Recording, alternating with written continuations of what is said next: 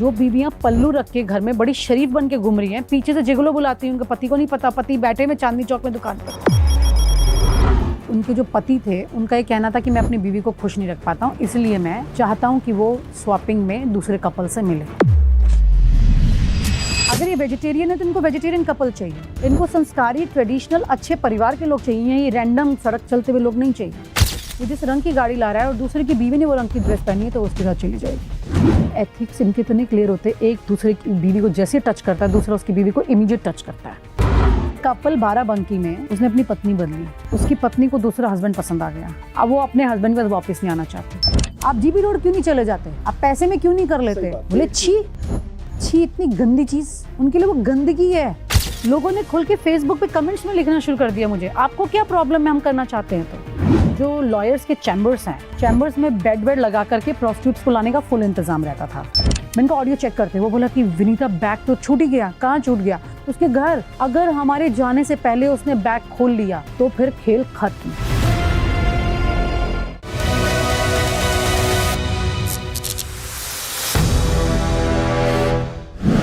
नमस्कार दोस्तों, 1960 और 1970 के दशक में यूरोप में एक सेक्सुअल रेवोल्यूशन चल रहा था। क्या था ये रेवोल्यूशन? इस रेवोल्यूशन में जो भी मैरिड कपल थे उन्हें लगने लगा कि हम अपनी शादी से काफी बोर हो गए, तो कुछ नया किया जाए। और यहीं पर यूरोप में एक तरह की पार्टीज का चलन शुरू हुआ। इन की पार्टीज में लोग अपनी अपनी गाड़ी की चाबी एक जार में रखते थे। पार्टी के आखिर में जो अलग अलग महिलाएं हैं वो एक एक चाबी उठाती थी, और वो चाबी जिस आदमी की होती थी वो महिला बाद में उस व्यक्ति के साथ संबंध बनाती थी, और इसे ही आगे चल के वाइफ स्वैपिंग या फिर स्विंगिंग कहा गया। तो आप देखिए कि इतने साल पहले चलन शुरू हुआ, लेकिन आज हमारे साथ एक ऐसी शख्स मौजूद हैं जिन्होंने इस पूरे मुद्दे पर एक बेहतरीन किताब लिखी है। और हैरानी की बात यह है कि जिस वाइफ स्वैपिंग के इस चलन की हम बात कर रहे हैं वो शहरों के साथ साथ गांवों में या कहें कि छोटे कस्बों में उतना ही शिद्दत से चलन में है। इन्होंने 15-20 साल पहले इस पूरे मामले पर गहन रिसर्च की, बहुत सारे केसेस को स्टडी किया, और उसके बाद ये किताब ये बाजार में लेकर आई। और कहने में कोई हर्ज नहीं है कि किताब आते ही बेस्ट सेलिंग लिस्ट में शामिल हो गई।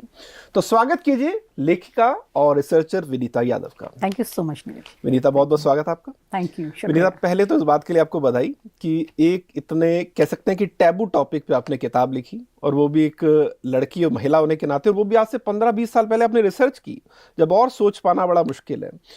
तो पहले तो ये बताइए कि ये ख्याल कैसे आया कि हाँ यार ये ऐसा टॉपिक जो जैसे लोग परहेज करते हैं, जिसके बारे में शायद बात करना सुनना पसंद नहीं करते, नहीं मुझे इसकी तह में जाना है। जाहिर सी बात है, क्योंकि मैं इन्वेस्टिगेटिव जर्नलिज्म में रही हूँ शुरू से। तो जब मैं अलग अलग खबरें ढूंढती थी, इस तरह की खबरें ढूंढती थी जो कि शॉकिंग फैक्टर होते थे, ठीक है, जिसमें स्पेशली ये होता था कि ना सिर्फ आप उस खबर को ला रहे हैं बल्कि उस तह तक जाएं और ये क्यों निकल के आ रही है चीज़, ये भी पता करके बताएं। जैसे एक छोटा सा वाक्य एक बार हुआ था, मुझे पता लगा एक लड़की है जो कि लेस्बियन है, और लेस्बियन आज की तारीख में तो बहुत टॉकेटिव है, लेकिन उस जमाने में नहीं था। बिल्कुल। तो उस वक्त में सुना, पता लगा, मुझे कुछ केसेस भी मिले जिनको उस लड़की ने विक्टिमाइज कर दिया था। She was almost like an accuse. तो वो इतना डिस्टर्ब करती, लड़कियों के लड़कियों का दोहन कर रही थी। तो ये लाइन आपको कैसे लगेगी सुनने में? बहुत अजीब। हाँ। तो वो लड़की ऐसा कर रही थी, तो वो जॉब के नाम पर लड़कियों को सेक्सुअली एक्सप्लॉइट कर रही थी। तो मैंने उस लड़की को ट्रैप किया, मतलब प्रॉपर पता लगा कि हाँ किस तरह से ये इसका माइंडसेट क्या है, क्या साइकी है इसकी। तो इस तरह से हम लोग सोशल अलग अलग मुद्दों पर चीज़ें पता करते थे, और इस लड़की को हमें पता लगा कि क्यों ऐसा करती है। She was like muscular type की थी। कैसे कर रही थी ब्लैकमेल, अगर थोड़ा डिटेल में बताएं? वो कुछ जैसे उसका किसी से अफेयर हुआ, ठीक है, जैसे एक लड़के का लड़की से अफेयर हो जाता है, हाँ। उस लड़की का लड़की से अफेयर हुआ, उसने वो लड़की भी उससे प्यार करने लगी, दोनों मोहब्बत में हो गई। अब वो दूसरी लड़की को अचानक कुछ वक्त में उसके पेरेंट्स ने बोला कि शादी करो, ये उसको छोड़ना नहीं चाहती है। तो जब वो शादी हो रही है, क्योंकि वो किसी को समाज में बता नहीं सकती कि मैं एक लड़की के साथ इन्वॉल्व हूँ, तो वो अपने पेरेंट्स की मर्जी से आगे बढ़ रही है। पता लगता है कि जैसे इसको पता लगता है उनकी शादी होने जा रही है, तो ये वहाँ पे वेन्यू पे पहुंच जाती है, लड़के की तरह पूरी तबाही मचा रही थी। अरे हाँ, लड़की को इसने डिस्टर्ब करना। अब ऐसे में लड़की डरने लग जाती है दूसरी, तो ये उसे ब्लैकमेल करने लगती है। इस तरह से किसी को बोला कि जॉब की वजह से मैं तुम्हें जॉब दिलाती हूँ, फिर उसके साथ इन्वॉल्व हो जाती थी। इस तरह से 2-3 लड़कियां मुझे पता लगी। और उसके एवज में पैसे मांगती थी? पैसे नहीं मांगती थी। अच्छा, ये सारा खेल प्लेजर का था उस लड़की कि का। तुम शादी करोगी ही नहीं। हाँ, तुम शादी नहीं करोगी, तुम मेरे साथ रहोगी। ऐसी 2-3 लड़कियों को उसने फंसा रखा था। वो लड़कियां अलग अलग, एक मुझे पता चला, फिर दूसरी पता चला, तो आपको फिर यकीन हो गया कि ये लड़की की कुछ मोडस ऑपरेंडी है, कुछ करती है ये ऐसा। ये शॉकिंग फैक्टर था। ऐसे ही शॉकिंग फैक्टर था वाइफ स्वैपिंग। मेरे जो बॉस थे उस वक्त, अजित शाही, वेरी सीनियर जर्नलिस्ट, उन्होंने मुझे कहा कि विनीता कुछ स्टोरी ढूंढो, तुम इतनी सारी रैकेट्स को बस्ट करती रहती हो, अलग अलग चीज़ें करती हो। मतलब मैं बहुत लड़कियों को मतलब जो प्रोस्टिट्यूशन में आती थी उनको बचाती थी। कोई कश्मीर से आ रही है, कोई कहीं से आ रही है, तो पूरा ऑपरेशन होता था और उन लड़कियों को सिक्योर किया जाता था। यहाँ तक कि जो वुमेन कमीशन है, नेशनल वुमेन कमीशन, उन्होंने पहली बार एंटी ट्रैफिकिंग कमेटी मेरी स्टोरी के बाद बनाई थी। वो थी नहीं, वो तो खैर काफ़ी लेट बनाई उन्होंने 2008 में जाके, लेकिन वो मेरी स्टोरी के बाद बनी थी। यानी कि हमने इतना काम इस पर किया था। तो वाइफ स्वैपिंग वाली जो स्टोरी थी, उन्होंने कहा तुम जाओ और जाके ढूंढो कुछ इंटरेस्टिंग लेके आओ।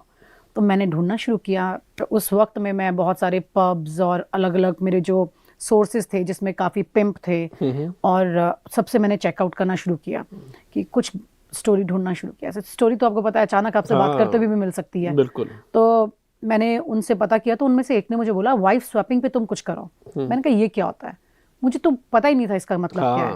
मैंने कहा ये क्या होता है? उन्होंने बोला पत्नियां बदल देते हैं। मैंने कहा पत्नी कैसे बदल सकता है कोई? कहते हैं हस्बैंड बदलते हैं एक दूसरे से पत्नी। मैंने कहा अच्छा, तो फिर मैंने कहा मुझे नंबर दो, मैं बात करती हूँ। तो थोड़ा सा इंटरेस्टिंग लग रहा है। मैंने अपने बॉस को जाके बताया। अजित मुझे बोलते कि आप बिल्कुल वर्किंग करना शुरू करो इसके ऊपर, और जब तुम मिलने जाओगी ना इनसे तो मुझे साथ लेके जाना। I want to also meet, ऐसे लोगों से मैं मिलना चाहता हूँ, मैं देखना चाहता हूँ कि वो क्या सोचते हैं। सोचो, अजित शाही खुद एक बहुत ही मॉडर्न माइंडसेट के इंसान थे। वो बड़े शॉक्ड हुए इसे सुन के। तो मैं तो फिर, सही बात है, बट ऑब्वियस था कि मुझे लगा कि हाँ कुछ तो इंटरेस्टिंग मैं लेके आई। फिर मैंने उसके बाद जो पहली मुलाकात की नोएडा में की एक कपल से।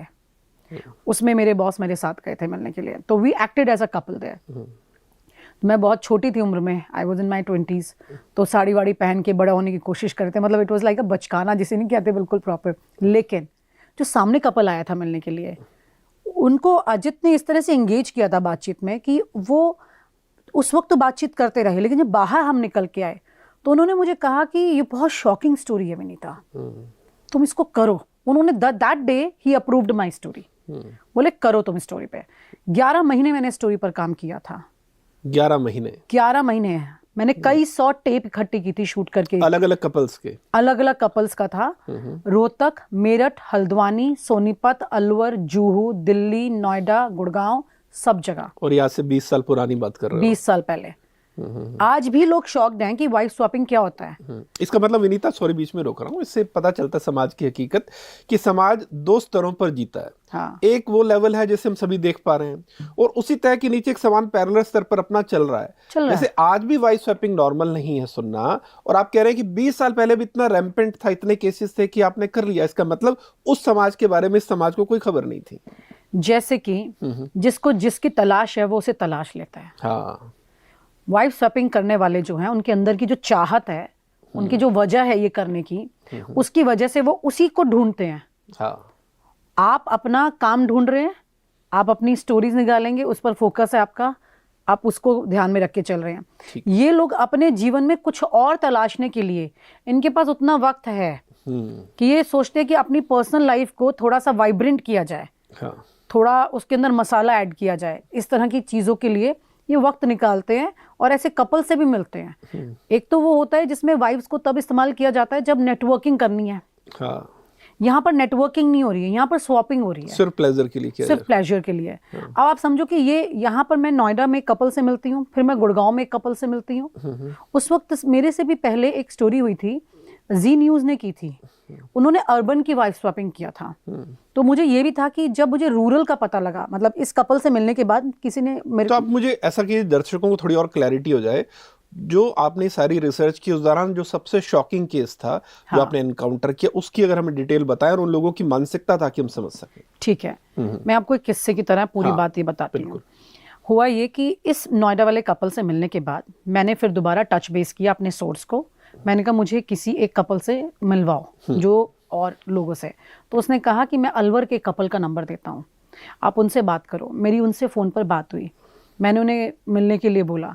तो क्योंकि अलवर फिर वही कस्बे वाला जगह हो गई, तो मुझे लगा ये तो बहुत इंटरेस्टिंग जगह है, यहाँ जाके मिलते हैं। तो वो बहुत बहुत ज़्यादा कॉशियस थे बात करते हुए फ़ोन पर। तो उन्होंने बोला एक काम कीजिए, आप मिल रहे हैं तो आप ना सोनीपत में एक कपल है, उनसे जाके मिलिए, फिर हम आपसे मिलेंगे। अच्छा। वो इतने चालाक थे, उनको ये था कि अगर फंसने वाला मामला है तो पहले सोनीपत वाला फंस जाएगा, हम बच जाएंगे, लेकिन ये पहले उनसे मिले जाके। अब उन्होंने मुझे सोनीपत के कपल का नंबर दिया। अब मैंने वहाँ पर प्लान करना शुरू किया और मैंने फ़ोन किया, सोनीपत की कपल का जो फ़ोन नंबर दिया था, एक लेडी ने फ़ोन उठाया। मैंने उसे बोला कि सुनीता बोल रहे हैं? तो उन्होंने बोला हाँ। मैंने कहा ऐसे ऐसे मैं एक उम्मीद करता हूँ आप असली नाम नहीं बता रही होंगी। बिल्कुल असली नाम नहीं है। बिल्कुल, हाँ ठीक है, बिल्कुल असली नाम ताकि किसी को ये आपत्ति ना हो कि हम किसी की पहचान बताएं। हाँ, असली नाम नहीं, मेरी किताब में भी किसी के असली नाम नहीं है। बिल्कुल बताइए। तो कोई भी XYZ नाम समझ लीजिए, बबीता समझ लीजिए। हाँ नहीं जो तो हम बबीता समझ लीजिए, दोनों ही नाम रख लिए हैं। तो फिर मैंने उनसे बात जब की कि मुझे आपका नंबर मिला है, मैंने दरअसल अपना जो परिचय दिया था वो एक वाइफ स्वैपिंग क्लब की ऑर्गेनाइजर के तौर पे दिया कि मैं ऑर्गेनाइजर हूँ, मुझे आप 3,000 रुपए दीजिए, मैं आपको दूसरे कपल से मिलवाऊंगी। क्योंकि इसके लिए बड़ा दिमाग लगाना पड़ा कि अगर मैं किसी कपल से मिल रही हूँ कल को, वो कहेगा आप क्यों मिल रहे हैं, या तो आप कपल हैं डायरेक्ट। सही बात तो मैं कपल बन के तो नहीं मिल सकती थी, मुझे तो बहुत सारे कपल से मिलना था। तो मैंने बोला कि मैं एक क्लब चलाती हूँ, मैं क्लब चलाती हूँ, मेरे पास बहुत सारे कपल हैं।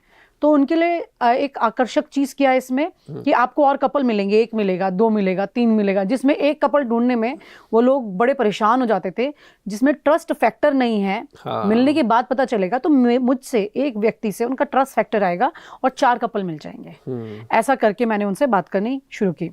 मैंने कहा मैं एक क्लब चलाती हूँ और आपसे मिलना चाहती हूँ। तो वो बहुत बहुत खुश हो गई फ़ोन पर बात करते हुए। मुझे लगा ये लेडी खुद बहुत इंटरेस्ट ले रही है इसमें। उसने मुझे तुरंत बुला भी लिया सोनीपत मिलने के लिए। हम सोनीपत मिलने के लिए गए, उनका पति आया स्कूटर पे और वो कहता है, उसने दूर से इशारा किया, उसने हमसे बात भी नहीं की, हेलो भी नहीं की। उसने हल्का बहुत डिस्टेंस से खड़े होकर के 100 मीटर पे इशारा करता है हमें कि पीछे आइए। तो हमने कहा जल्दी जल्दी, हम गाड़ी में वापस टीम बैठी और हमने उसको फॉलो करना शुरू किया। उसके घर तक हम जा रहे हैं तो उसने एक बार पीछे मुड़ के नहीं देखा। ओके, ये समाज का डर है। जो भी हो रहा है वो दीवारों के अंदर हो रहा है, बाहर पता नहीं चलना चाहिए। तो उसने मुड़ के नहीं देखा। हम वहां से जा रहे हैं, घाघरा चुन्नी पहन के औरतें बैठी हुई है चारपाई पे गली में। बताइए मैं क्यों बता रही हूँ ये, ताकि आपको वहां का समाज समझ में आए। पृष्ठभूमि क्या है? गोबर के उपले लगे हुए हैं, अरे गाय भैंसे बंधी हुई हैं, ठीक है। उसके बीच में से वहां से हम निकलते हुए जा रहे हैं। अब हम उसकी जब घर में जाते हैं तो घर भी जो है, जो एक होता है, एक बैलेंस होता है सीढ़ियों का, वो नहीं है, अनइवन सीढ़ियां हैं, बिल्कुल चढ़ने उतरने में भी दिक्कत हो। और एक रस्सी उन्होंने लगाई, रस्सी पकड़ के चढ़ना पड़ रहा है ऊपर। अब गए हैं ऊपर, जैसे उसके घर में हम पहुंचते हैं तो एक बहुत खूबसूरत औरत खड़ी है, इतने लंबे उसके बाल, चोटी बनाई हुई है उसने, और उसने बोला ये मेरी बीवी है। ऊपर वो खड़ावा में मिला, हमसे पहले पहुंच गया था ना ऊपर खड़ावा में मिला, कहता ये मेरी बीवी है। तो हमने कहा, मतलब देख के उनको थोड़ा सा मुझे एक शॉकिंग था। तो मैंने कहा ठीक है। उनसे मुलाकात हुई, अंदर जाके बैठे हम लोग। उनकी 2 बेटियां थी घर में, छोटी बच्ची। तो उन्होंने बोला तुम जाओ बाहर खेलने जाओ। तो मैं सब देख रही थी। मैंने कहा ओके। मेरे पास कैमरे थे, 2-3 कैमरे थे, मेरी टीम के मेंबर्स थे साथ में, एक मेरा क्लब पार्टनर बना हुआ था, 2 लोग एक कपल बन के गए हुए थे मेरे साथ इस वक्त।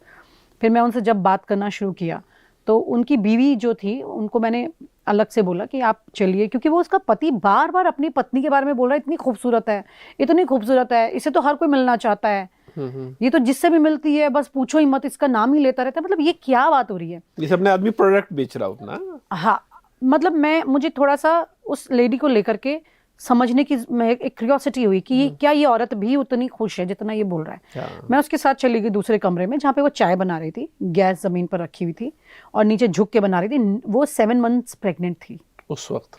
Yes, 7 months pregnant. वो मुझे कहती है आप मुझे इंग्लिश बोलना सिखा दीजिए। तो मैं उससे बोलती हूँ आप नीचे झुक झुक के चाय बनाना मुश्किल आसान। तो उसने बोला कि आप मुझे इंग्लिश सिखा दीजिए, मैं आपको चाय बनाना सिखा दूंगी। तो मैंने कहा आपको इंग्लिश क्यों सीखनी है? उसने बोला मेरा पति कहता है तुम्हें कुछ नहीं आता, तुम गंवार हो। तो मैंने कहा आप जो पति के साथ कर रही हैं ये सब, मतलब लोगों से मिलना, दूसरे के हस्बैंड के पास जाना, आप ठीक है, एक्सेप्टेबल है आपको? तो कहती है मेरा पति कहता है, फिर से मेरा पति कहता है कि तुम्हें कुछ नहीं आता है, अगर मॉडर्न बनना है तो तुम्हें ये करना होगा। अरे बाप रे। तो ये वो औरत है जिसके जहन का विकास नहीं हुआ है, जिसके छत पे जो उसके सर पे जो छत है वो किसकी दी हुई है, वो उसके पति की दी हुई है। वो उस छत को नहीं छोड़ सकती। आप यकीन मानिए आज की तारीख में भी ऐसी बहुत सारी औरतें हैं बड़ी तादाद में जो अपने पति पर डिपेंडेंट हैं और पति उन्हें कुछ भी करने के लिए कहेगा वो करेंगी। कहाँ जाएंगी? उनके मायके वाले उन्हें लेंगे नहीं वापस। सही बात। शादी होके आ गई है ना, वो नहीं जा सकती वापस। सही बात है। और जो ससुराल है उसमें पति है, पति की मर्जी के खिलाफ अगर वो बोल भी दे मेरा पति ऐसा कर रहा है तो भी चुप होके बैठ जाएंगे, बोलने नहीं देंगे। इस कई केसेस तो ऐसे भी होते हैं जिसमें एक बाप बेटी का रेप कर रहा है, माँ चुप है घर में, कैसे चुप हो सकती है? मेरे पास एक केस आया था, मैं न्यूज नेशन में थी तब। बिल्कुल। तो मैंने कहा अब क्यों बोली तुम? कहती है बहुत ज्यादा हो गया। मैंने कहा अभी ज्यादा हो गया, पहले ज्यादा नहीं हुआ था।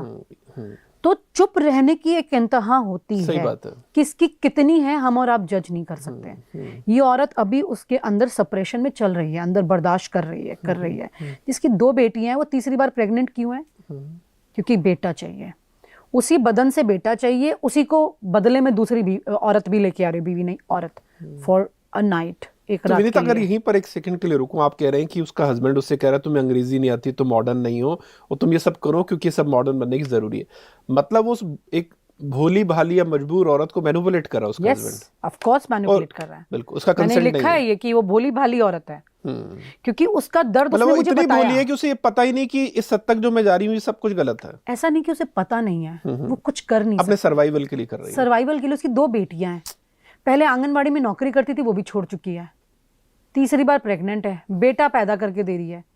एक औरत जब लगातार ऐसे एक बेटे की चाहत में बच्चे पैदा करती है किसी परिवार के लिए, उसकी मनोस्थिति सोचिए ना, वो जब शरीर से बच्चे पैदा किए जा रही है तो वो तो पति के कहने पे कुछ भी करेगी, उसका हर जुल्म बर्दाश्त भी करेगी, वो उसे मार भी खाएगी जब तक वो जिंदा है। तो फिर ये भी करने को तैयार हो गई है, क्योंकि ये तो उसको खूबसूरत बता बता के कि तुम भी खुश रहोगी, मैं भी खुश रहूंगा, घर आराम से सुख चलता रहेगा सुकून में।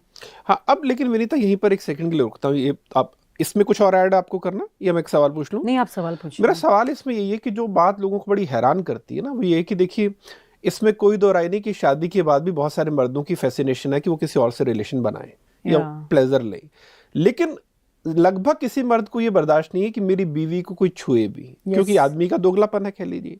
तो इस तरह के केसेस में ये समझ पाना बड़ा मुश्किल है कि उसे खुद प्लेजर चाहिए तो ठीक है, लेकिन ये प्लेजर उसे अपनी बीवी की कीमत पे चाहिए कि मैं अपनी बीवी को भी बेचने के लिए तैयार हूं अगर मुझे किसी और से संबंध बनाना पड़े। ये किस तरह का मनोविज्ञान है? बेसिकली वो इसमें एक तो अपनी बीवी को बेच नहीं रहा है। हाँ, मतलब एक तरह से बेचना ही हुआ कि उसको बार्टर कर रहा है ना उसका, कि तुम मेरी बीवी ले लो तो केवल अपनी बीवी दे दो। लेकिन वो आदमी ये तो देख रहा है कि मेरी बीवी से कोई और रिलेशन बना रहा है। वो आदमी अपने आप को कैसे कन्विंस कर रहा है इस बात के लिए? ये तो मेरे ख्याल से वो मर्द खुद बताएंगे जो अपनी बीवी को दूसरे के पास रात बिताने के लिए भेज देते हैं। वजह मैं आपको बताती हूँ। आपने क्या इस तरह की बातचीत में किसी आदमी से सवाल पूछा? हाँ, मैंने चर्चा की ना इनसे, मैंने तो इनको डिग आउट ही किया। इस दौरान मैंने इनसे खोद के पूछा कि तुम ऐसा क्यों करते हो, क्या वजह है, बच्चों को क्या जवाब देते हो, तुम्हारे घर वालों को पता लगे तो क्या करोगे। मैं आपको एक कपल बताती हूँ, जैसे हल्द्वानी का कपल था, उसने बोला हम अपने बच्चों को कमरे के अंदर बंद कर देते हैं रात में, क्योंकि वो कंप्यूटर पर, ये अकेला कपल था जो उस वक्त कंप्यूटर यूज कर रहा था इस काम के लिए, तो रात में कंप्यूटर पर बैठ के दूसरे कपल के साथ वो चर्चा करते थे और वो किस तरह की अश्लील बातें करते थे। वो नहीं चाहते कि उनके बच्चों को पता चले, इसलिए बच्चों को सुला के कमरा बंद कर देते थे। मैंने कहा क्यों, अगर के बच्चों को किसी दिन पता लग गया तो आप क्या करोगे? कह रहे मर जाएंगे, बता ही नहीं सकते। ये पति पत्नियों के बीच में ये ऐसा सीक्रेट है जो अपने घर में बच्चे माँ बाप किसी को शेयर नहीं करेंगे। सही बात। रोहतक वाला जो कपल था वो तो 60s के टचिंग में था।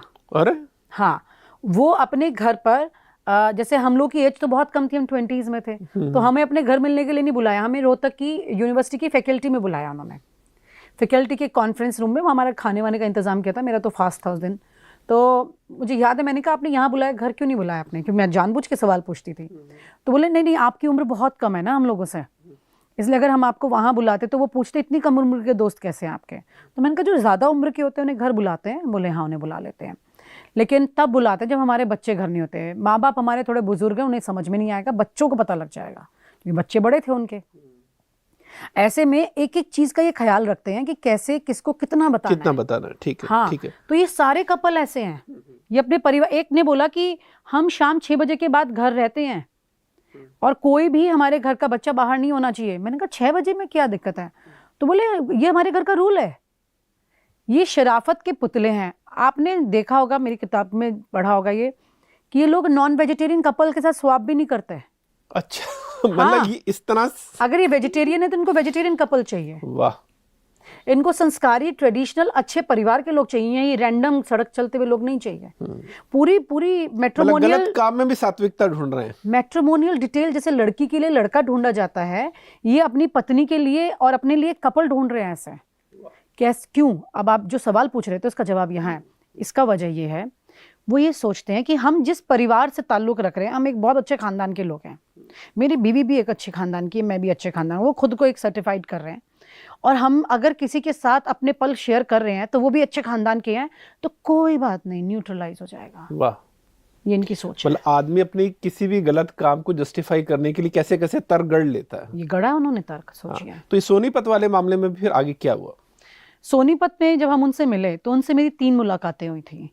पहली मुलाकात में तो मुझे ये मालूम था कि भाई कैसे मैं इन लोगों से मिली हूँ, इनके बारे में मैंने स्टडी किया, दोनों हस्बैंड वाइफ कैसे हैं, बच्चे हैं, तीसरा बच्चा होने वाला है। वो बहुत, मतलब अपनी बीवी को लेके वो लिटरली ऐसे बात कर रहा था।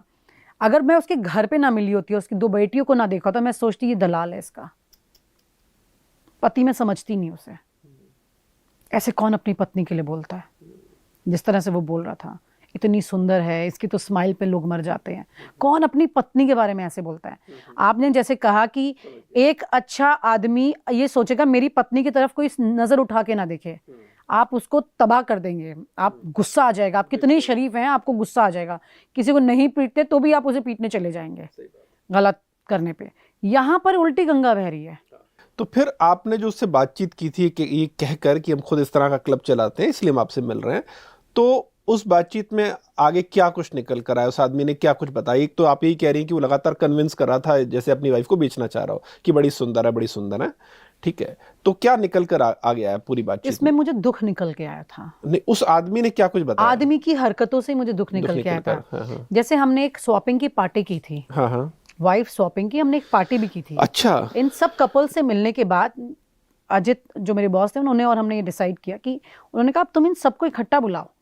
अभी तुमने 1-on-1 इंटरेक्शन किया है, अब इन सबको इकट्ठा बुलाओ, ये सब आपस में कैसे बात करते हैं ये देखो, इनके क्या रिएक्शन निकलते हैं, तुम उसको रिकॉर्ड करो।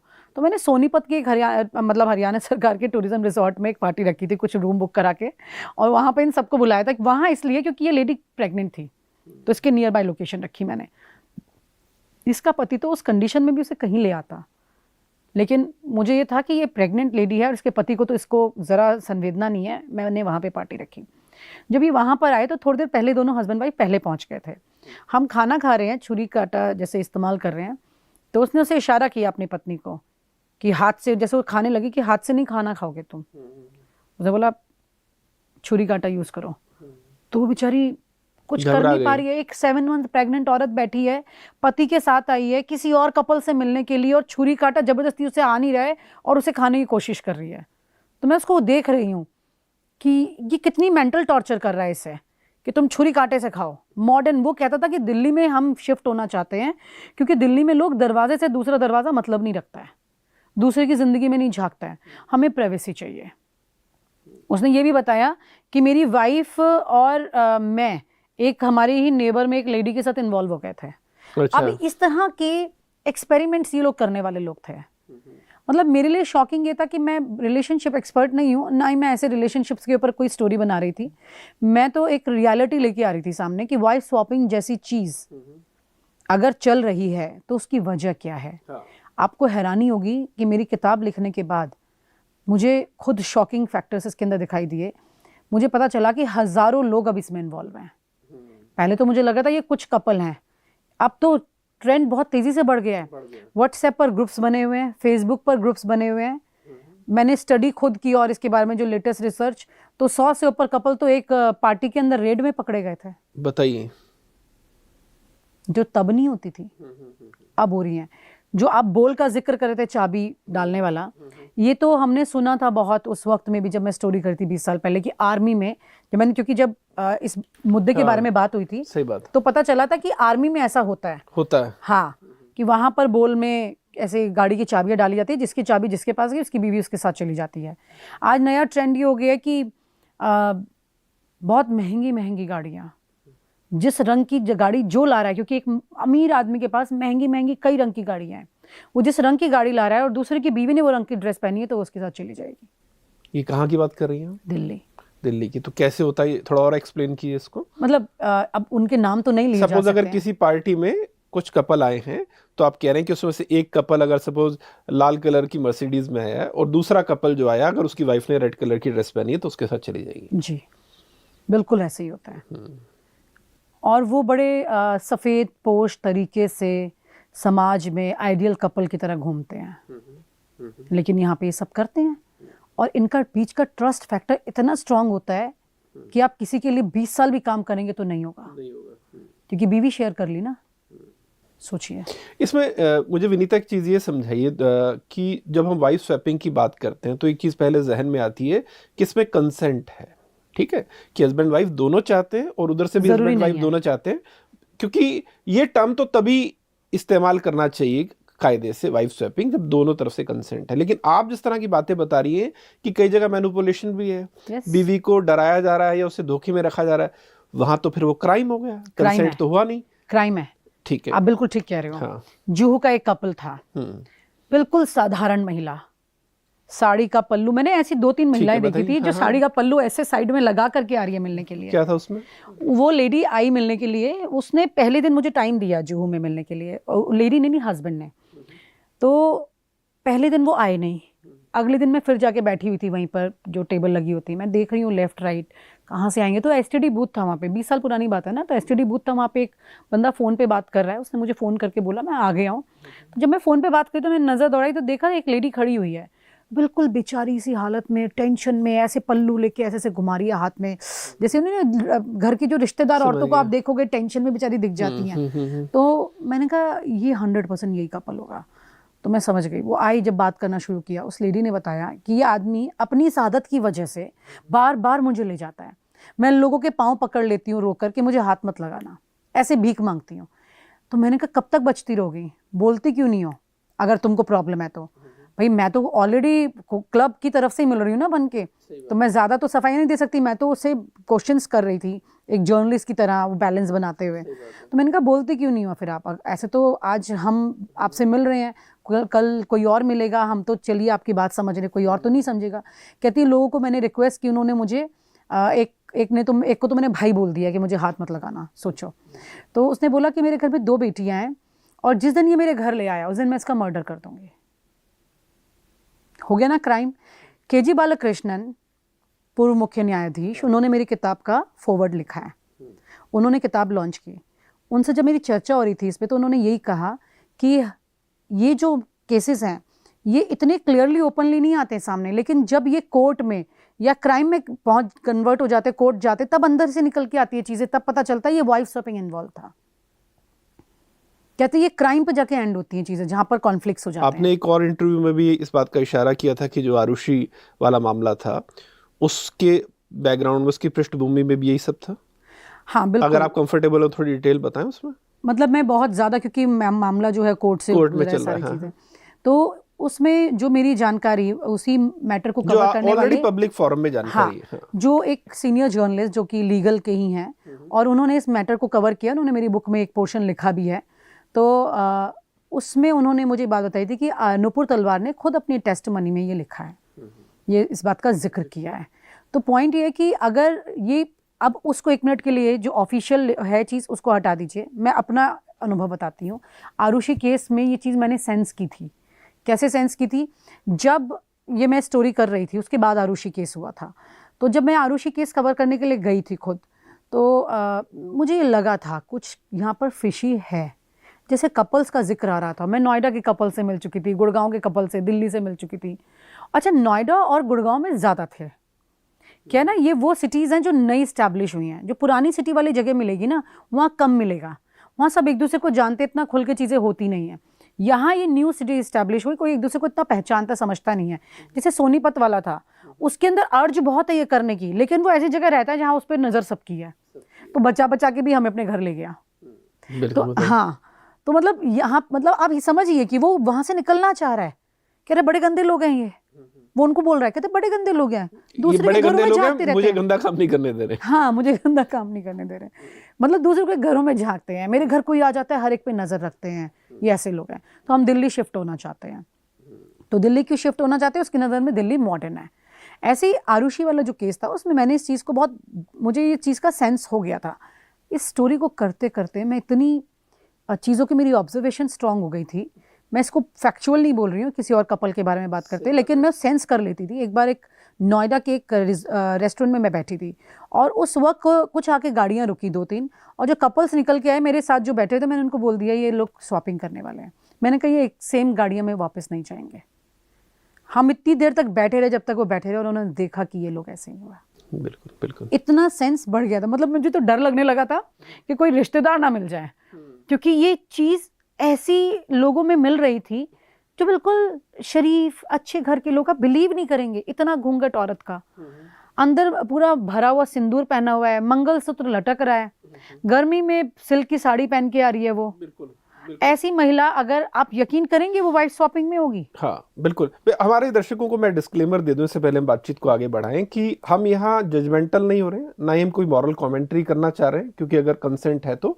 लेकिन चूंकि अगर समाज में कोई भी एक ऐसा ट्रेंड है जो समाज की मुख्य विचारधारा के तौर तरीकों के अलग है, तो इस समझने की बड़ी जरूरत है कि जो भी लोग उस तरह की प्रैक्टिस में शामिल हैं उनकी मानसिकता क्या है, उनका मनोविज्ञान क्या है। और जैसा कि मैंने विनीता से एक सवाल किया कि वो खुद को इन चीजों के लिए कन्विंस कैसे करते हैं, ये हमारा मकसद है। ये डिस्क्लेमर देना बड़ा जरूरी है कि हम जजमेंटल होने वाले कोई नहीं होते, अगर कंसेंट है तो। अब बातचीत को आगे बढ़ाते हैं। विनीता, इस पूरी जो ये प्रैक्टिस है इसका एक जो पार्ट है ना, वो बच्चे भी हैं। आपने खुद अपनी एक रिपोर्ट में इस बात का जिक्र किया कि कई बार सपोज एक कपल जो बाहर से किसी के घर आ रहा है, उसी दौरान बच्चे भी घर पे हैं और माँ बाप बच्चों को कह रहे हैं कि तुम दूसरे कमरे में चले जाओ, और फिर वो दोनों कपल जो है वो एक कमरे में चले गए हैं। तो ये अगेन फिर ये थोड़ा सा समझना मुश्किल है कि आपका अपना प्लेजर अपनी जगह है, आप अपने आप को कैसे भी तर्क देके कन्विंस कर रहे हैं, ठीक है, वो आपकी मर्जी है, उसका सम्मान है। लेकिन हर पेरेंट अपने बच्चों को लेकर बड़ा सेंसिटिव होता है, यहाँ तक ही सेंसिटिव होते हैं कि यार हमारा बच्चा किसके साथ खेल रहा है, वो कहीं गाली तो नहीं दे रहा कि उसकी संगत पे असर ना पड़ जाए। यहाँ तो पूरी संगत तो सेंस में हम खुद हैं। तो ये माँ बाप इस हद तक अपनी ड्राइव में, प्लेजर में कैसे चले जाते हैं कि बच्चे घर पे मौजूद हैं फिर भी सब काम हो रहा है। ऐसे केस आपने देखे, पहले तो बताएं।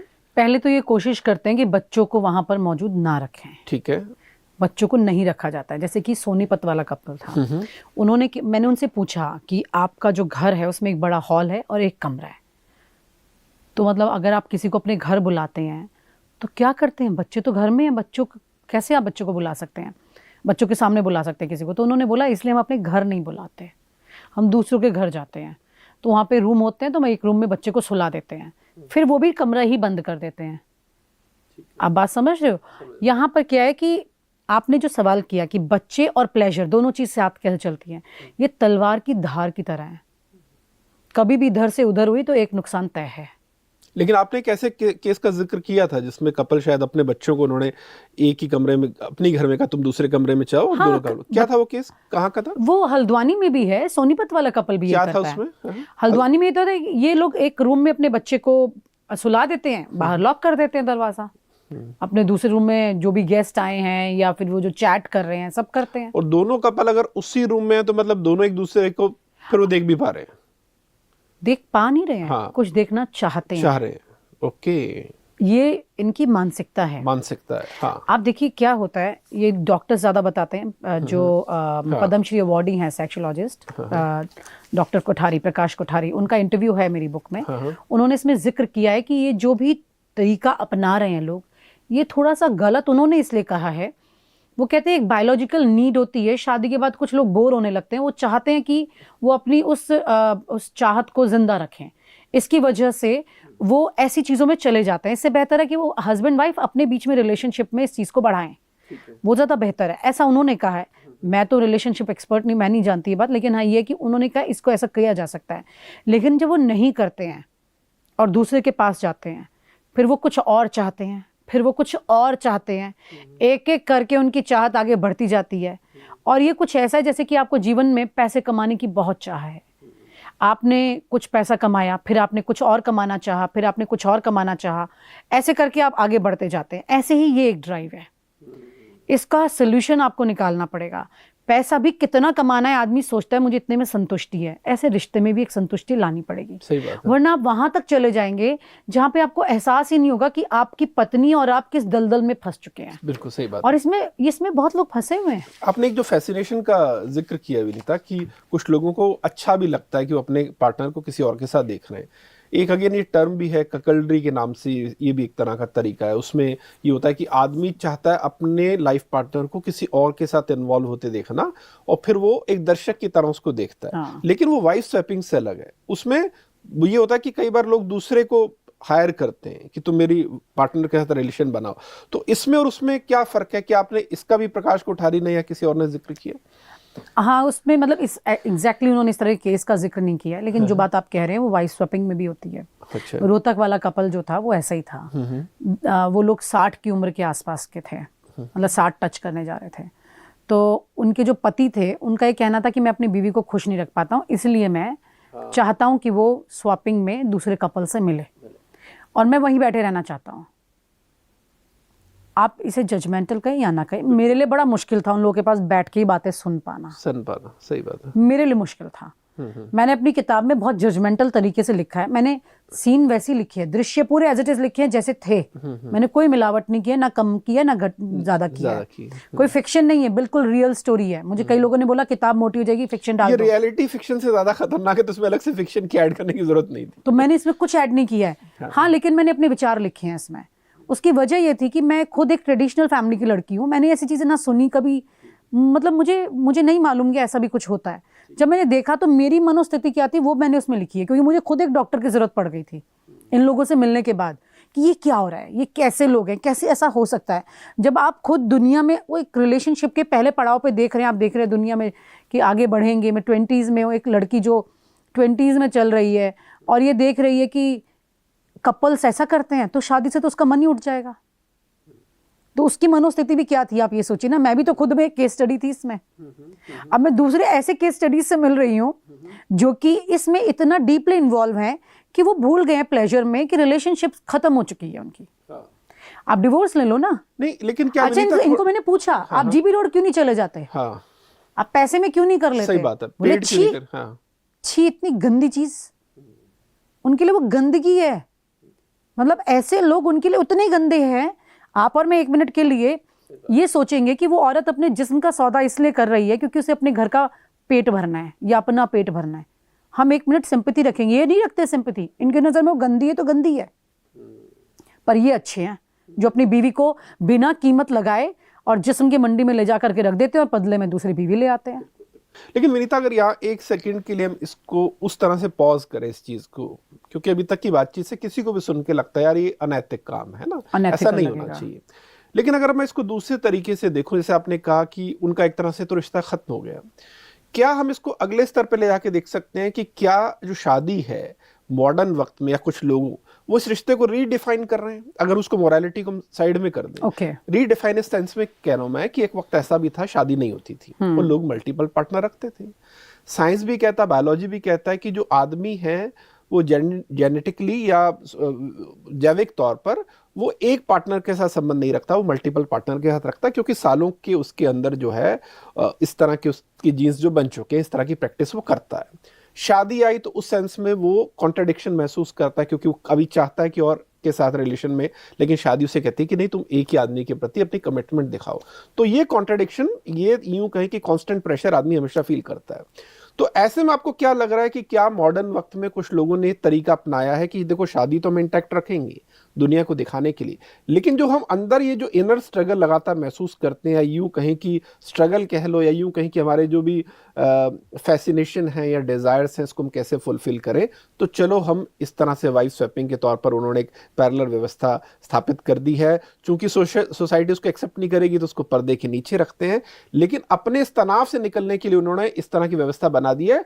उस सेंस में वो शादी को यूं कहें कि रिश्तों को रीडिफाइन कर रहे हैं कि अब से शादी का मतलब, या हमारे लिए शादी का मतलब ऐसा होगा जिसमें हम पार्टनर को छूट दे रहे हैं। आप जो बात कह रहे हैं वो बहुत लॉजिकल है। हाँ। ऐसा होता है, ठीक है। ये लोग मॉडर्न माइंडसेट की तरफ जा रहे हैं, इसको कहना इसलिए भी सही नहीं है क्योंकि आपने अभी बिल्कुल सही बात बोली कि पहले कई रिश्तों में लोग रहते थे जब ये दायरे नहीं बने थे, सोसाइटी सेटअप नहीं था। कई लोग की शादियां होती हैं, उनकी मर्जी कितनी होती है नहीं होती है, या वो अपनी पत्नी से क्यों बोर हो जाते हैं, उसकी मल्टीपल रीज़न होते होंगे, ठीक है। लेकिन वो शादी में रहना चाहते हैं क्योंकि वो घर तोड़ना नहीं चाहते। शादी का मतलब कुछ लोगों के लिए बच्चे पैदा करके अपनी लाइफ को आगे बढ़ाना है, मूव करना है लाइफ को, कि ठीक है हम एक कदम आगे बढ़ गए।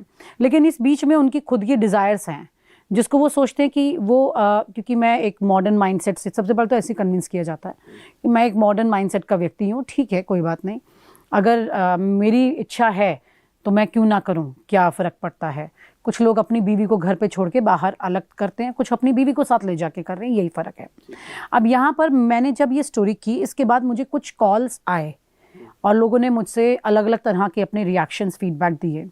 कई ब्यूरोक्रेट्स और नेताओं ने भी कॉल किए और उनका ये कहना था, कुछ का कहना था तुमने ये क्या किताब लिख दी यार, ये क्यों, मतलब तुम्हें क्या ज़रूरत है इसको इतना खुले में लाके बताने की, ये और बढ़ जाएगा। कुछ का कहना था तुमने बहुत बहादुरी का काम किया है लिखकर, ये सच है और ये सच सामने आना चाहिए, ठीक है। अब जो ब्यूरोक्रेट्स हैं वो भी इस चीज़ को, मतलब उन्होंने पढ़ा है ठीक ठाक किताबों को, मुझे बहुत फीडबैक आए हैं। अब क्या था कि ये पूरी सिचुएशन जो है ये घूम करके वहाँ पहुँचती है जहाँ पर हम जब बात कर रहे हैं कि जो कपल्स ये चाह रहे हैं आज की तारीख में एक फ्री माइंड से आगे बढ़ना, अपनी पत्नी की हर ज़रूरत को पूरा कर रहे हैं, कोई कमी नहीं छोड़ रहे, बच्चे के लिए भी हर चीज़ लेके आ रहे हैं, लेकिन वो चाहते हैं मेरी खुशी चलती रहे। तो वो लोगों ने मुझे जब कॉल किया मेरी बुक के बाद, कुछ जानने वाले भी थे, उन्होंने फ़ोन किया और उन्होंने कहा कि इसमें गलत क्या है, क्या प्रॉब्लम है, जब मैं बाहर जाके कुछ कर सकता हूँ मेरी बीवी क्यों नहीं कर सकती।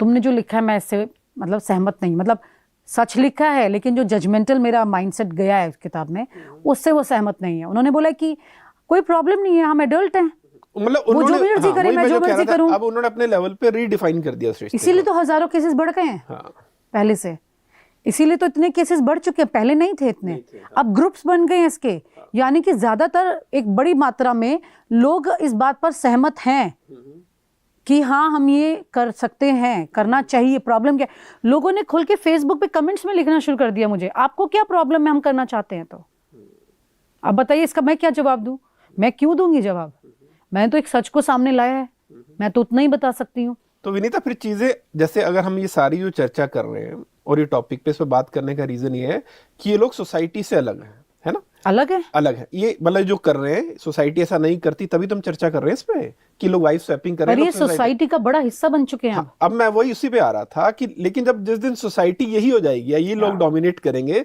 तो फिर तो जो लोग नहीं कर रहे हैं उनको अपना मुंह छिपाना पड़ेगा उनको जवाब देना पड़ेगा। चलिए आप उनमें से रहिएगा और फिर वो डिफेंसिव होकर कमेंट कर रहे हैं, जब इनको मेरी तरह खड़े होकर आप उनमें से रहिएगा जो जजमेंट करें। हाँ, मैं ये कह रही हूँ तो मतलब सारा खेल फिर नंबर्स का है ना, इसका मतलब तो बढ़ रहा है, बहुत तेजी से बढ़ रहा है। का अगर एक कपल बाराबंकी में उसने अपनी पत्नी बदली, अच्छा, उसकी पत्नी को दूसरा हस्बैंड पसंद आ गया, दूसरे का हस्बैंड समझ आ गया, अब वो अपने हस्बैंड के पास वापस नहीं आना चाहती। ओके, वो कह रही है कि ये आदमी अच्छा है, मेरा आदमी अच्छा नहीं है, और उसका पति कह रहा है मुझे अपनी बीवी वापस चाहिए।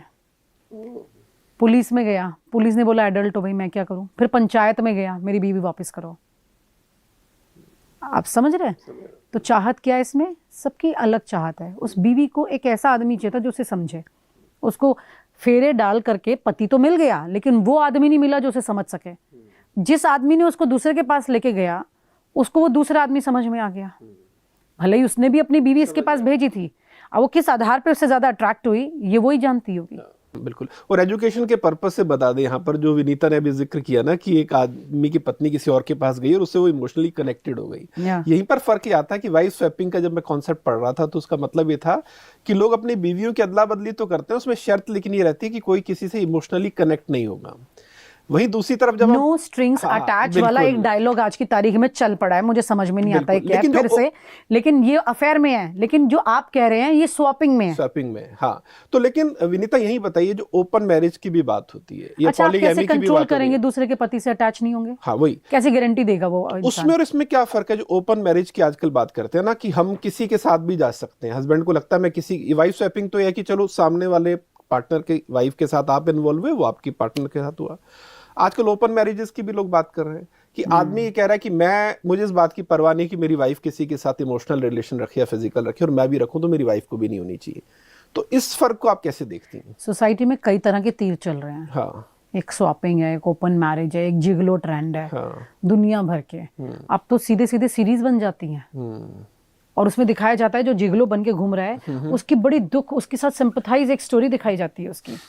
जस्टिफाई किया जाता है क्यों बेचारा अपने परिवार का पेट पालने के लिए ऐसा कर रहा है। जैसे कि जीबी रोड पर एक औरत के लिए जब आप उसकी सिंपैथाइज स्टोरी दिखाते हैं कि देखिए मजबूर औरत है बेचारी, ऐसे कई मजबूर पति हो गए हैं जो टैलेंटेड है। हाँ, सीए टॉपर के नाम से है, याद आ गया मुझे। अब उसको आप कैसे एक सीरीज बना रहे हैं, उसके ऊपर क्या है वो सीरीज ऐसी ही एक सच का आईना है। ऐसा हो रहा है, आपको मालूम है दिल्ली और दिल्ली के आसपास में ऐसे कई ग्रुप्स हैं जो वाइफ स्वैपिंग की बात नहीं है, जो बीवियां पल्लू रख के घर में बड़ी शरीफ बन के घूम रही हैं, पीछे से जिगलो बुलाती हैं, उनके पति को नहीं पता, पति बैठे में चांदनी चौक में दुकान पर। ओके, आप बताइए, ये सच है समाज का। सब अपने अपने प्लेजर के लिए रास्ता ढूंढ रहे हैं। अब ये तो किसी बड़े इंटेलेक्चुअल ग्रुप को सामने समझना पड़ेगा कि इन सब का समाधान कैसे किया जाए। तो इसका समाधान के लिए अगेन अगर आपने उसकी बात की कि अगर हम इसको इंटेलेक्चुअली समझने की कोशिश करें या बिना जजमेंटल हुए समझने की कोशिश करें, तो अगेन फिर जो शादी का जो इंस्टीट्यूशन है उस पर जो अलग अलग तर्क दिए जाते हैं। एक तो ये है कि यार आपको एक पार्टनर चाहिए और आप उसके प्रति कमिटमेंट रखनी आपको पड़ेगी, तभी आपकी शादी चलेगी। हाँ, तभी आपकी शादी चलेगी, ठीक है। और शादी इसलिए भी लोग कहते हैं क्योंकि देखिए जब तक आप जवान है, 35-40 साल के हैं, आप दुनिया को अट्रैक्ट कर पा रहे हैं, तब तक लाइफ बड़ी अच्छी लगती है, हंकी डोरी है, सब कुछ बहुत अच्छा है। लेकिन जैसे ये 45-50 के होते हैं, हो सकता है तब आप लोगों को आकर्षित नहीं कर पा रहे, फिर आपको अकेलापन लगता है। इसलिए लोगों का कहना है कि देखो शादी तो करनी पड़ेगी। लेकिन फिर जिस दौरान आदमी यंग है और जिस दौरान वो जो जिस विरोधाभास की बात की थी कि नहीं यार मैं इस पार्टनर से बोर हो गया तो मुझे कुछ और फन चाहिए, फिर लोग इधर उधर कर रहे हैं, तो ये बड़ी कंफ्यूजन और गड़बड़ है। आपने बहुत इंपॉर्टेंट चीज बोली। हाँ, स्वैपिंग के कपल्स की जो एज होती है शुरुआत, जब वो स्वैपिंग में जाते हैं, वो 40 के बाद होती है मेनली। ओके, 40 से 60 के बीच में। ये 20 साल का वो गैप है जिसमें जनरली कपल्स एक दूसरे से बोर हो जाते हैं, फिर दूसरी जगह अपनी खुशी ढूंढने की कोशिश करते हैं, एक दूसरे के बड़े राजदार हो जाते हैं, तो चुपचाप घर भी चलाते हैं। ये चीज़ें होती हैं इसमें। तो इसमें क्या होता है कि आप ये समझ कर चलिए कि ये जो उम्र है, जब तक आप बहुत लोगों को अट्रैक्ट कर सकते हैं अपना, देखिए क्या है ना कि हर इंसान का नेचर होता है पॉलीगैमी का। मैं इसको जेंडर के साथ भी अटैच नहीं करूँगी, मेल हो या फीमेल हो, सबका अपना अपना नेचर है। वो किसी भी रीज़न से कोई और अपना अगर पार्टनर ढूंढना चाहता है किसी भी फॉर्म में, 1 रात के लिए, 10 रात के लिए, या ज़िंदगी भर के लिए, या एक बार में कई, तो ये सब उसकी चॉइस हो जाती है। क्योंकि एडल्ट्री है तो आप कुछ नहीं कर सकते। उस टाइम पे नहीं था जब मैंने स्टोरी की थी, अब है तो कुछ नहीं कर सकते आप इस चीज़ में। तो एक चीज़ तो बिल्कुल क्लियर है, आप चाहे एक्स्ट्रा मैरिटल भी इनफैक्ट कुछ नहीं कर सकते आप। तो इसमें हर इंसान ये सोच रहा है कि मेरी अपनी, क्योंकि वो एक प्रेशर में, मेंटल प्रेशर में चल रहा है। ऐसी सिटीज़ में कई जगह पर लोग, या कस्बे में भी मान लीजिए, कस्बे में तो शौक और सोच ज़्यादा है उनका, तो मैंने नोटिस किया उनका खाली दिमाग ज़्यादा है, तब कर पा रहे हैं। और जो ये प्रेशराइज सिटीज़ हैं जहाँ पे लोग आगे दौड़ने की होड़ में ज़्यादा हैं, वहाँ कई चीज़ों के प्रेशर में आकर के लोग ये चीज़ें कर रहे हैं। अच्छा भाई, कोई भी इंसान इसको अपने सुकून से अटैच करेगा तो क्या करेगा, तो वो रोज़ जाके कोई ना कोई एक नया तलाश करेगा और सुकून पाने की कोशिश करेगा। तो इसको डीप, अगर आपने जो एक बात कही ना पूरे इंटरव्यू में, बहुत ज़रूरी है वो, कि सोसाइटी पूरी ऐसी बन गई तो क्या करेंगे। हाँ, ये बहुत गंभीर बात है। नहीं करें उनको मुँह छिपाना पड़ेगा। एक टाइम पर लेस्बियन और गे, ये सब बहुत कभी कभी सुनने वाली बात थी, आज ये कॉमन फैक्टर हो चुका है। आज आप सड़क पर 2 लड़कों को साथ देखते हैं तो आप क्या सोचेंगे, ठीक है कानून इजाज़त दे रहा है और लोगों ने एक्सेप्ट कर लिया है, बार बार चर्चा में आ गया है, तो ठीक है। अब स्वैपिंग भी इतनी बार चर्चा में, चर्चा करने के बाद आने लगी और लोगों ने इसको भी नॉर्मल ही कर दिया, तो क्या करेंगे। तो ऑब्वियसली वो भी नॉर्मल हो जाएगी कल। फिर कपल्स का साथ में शादी करने का मकसद सिर्फ बच्चे पैदा करना रह जाएगा। दोनों का एक दूसरे के प्रति अट्रैक्शन तो खत्म हो चुका होगा ना, मोहब्बत तो खत्म। अगर वो मोहब्बत करता है अपनी पत्नी से तो किसी के पास क्यों भेजेगा, वो तो खत्म हो जाएगा। तो फिर वो सिर्फ बच्चे पैदा करेंगे, अगली जनरेशन लाएंगे। शादी का मकसद भी कल को वो साबित कर देंगे कि शादी का मकसद ही ये है। ठीक है विनीता, अगली जनरेशन आना। बोल रहे, माफ कीजिए बीच में मुझे एक सवाल आ रहा है, मैं भूल जाऊं इससे पहले, कि आपने सपोज किसी कपल से ऐसा भी हुआ कि जिस दौरान आप अपनी रिसर्च कर रही थी उस दौरान आप मिली और फिर बाद में आप 3 या 4 साल बाद भी उनको मिली, कि आपने कोई ऐसे इस तरह से लंबे फेज में भी किसी कपल के आप टच में रही हैं? मैं सवाल इसलिए पूछ रहा हूँ क्योंकि क्या इस दौरान आपने देखा कि उनके रिश्ते वैसे ही हैं या रिश्ते बदले हैं, या दूसरा अगर ऐसा अनुभव नहीं है तो मुझे ये बताइए कि जब इनमें से आप ज्यादातर कपल के साथ मिली तो आपस में उनके रिश्ते कैसे थे? मैं इन कपल से कई सालों बाद किसी से नहीं मिली थी, लेकिन मैंने इनके बारे में पता किया था। तो they were into wife swapping continuously. सबसे इम्पॉर्टेंट बात थी कि मैं जब इन कपल्स के बारे में सोचती हूँ, इनको नहीं मालूम था मैं जर्नलिस्ट हूँ। ये तो मुझे ऑर्गेनाइजर समझ रहे थे। जब इन्हें पता लगा मैं जर्नलिस्ट हूँ तो इनको बहुत बड़ा शॉक लगा था। इनको लगा कि अब इनकी दुनिया तबाह होने वाली है। तो इन्होंने, एक ने तो चिट्ठी लिख दी थी हल्द्वानी वाले कपल ने, और ये कहा था कि अगर हमारा नाम कहीं आ गया या हमारे किसी को भी ज़रा जिक्र पता लग गया, आपका नाम हम नहीं जानते, मेरा नाम भी बदला हुआ था, आपका नाम नहीं जानते, आपका फ़ोन नंबर लिखेंगे और सुसाइड कर लेंगे हम। ये चिट्ठी उन्होंने लिख दी थी। एक लेडी थी जो कि बहुत बड़े अखाड़े की बहू थी, शी वॉज विडो। तो उसको तो हार्ट अटैक आ गया था जब पता लगा कि मैं जर्नलिस्ट हूँ।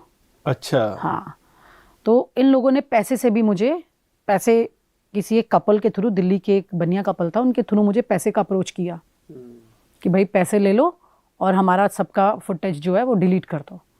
ये तक कितना डर था, किस किस तरह का दबाव इन्होंने बनाया।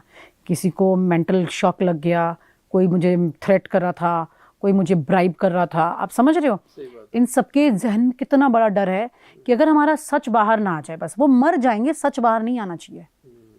उसके बावजूद, मैंने कहा तलवार पर चल रहे हैं लोग, कभी भी कट सकता है आदमी, उसके बावजूद भी ये कर रहे हैं, तो इनकी कितनी डीप डिजायर है ये करने की, ये भी तो सोचो।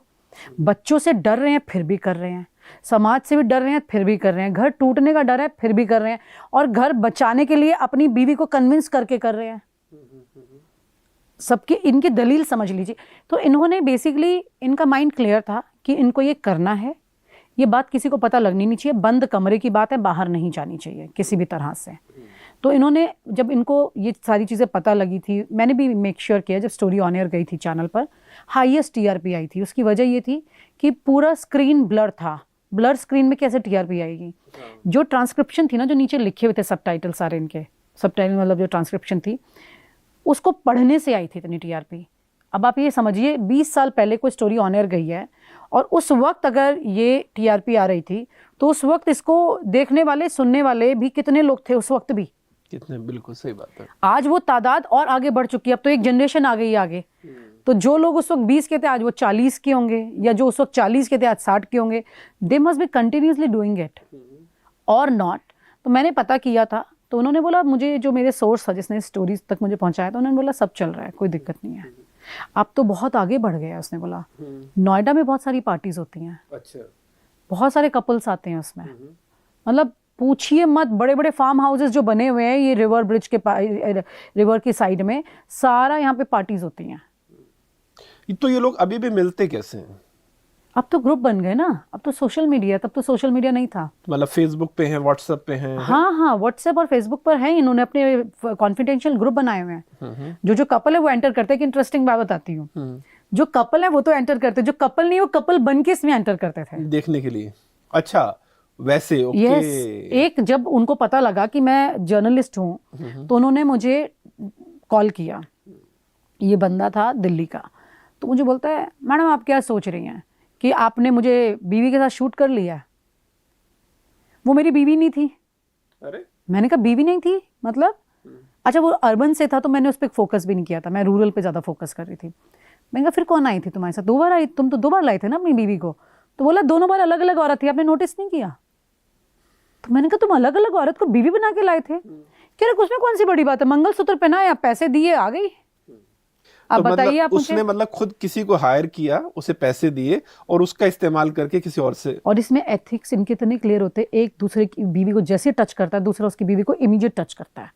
ये मुझे कैसे पता लगा?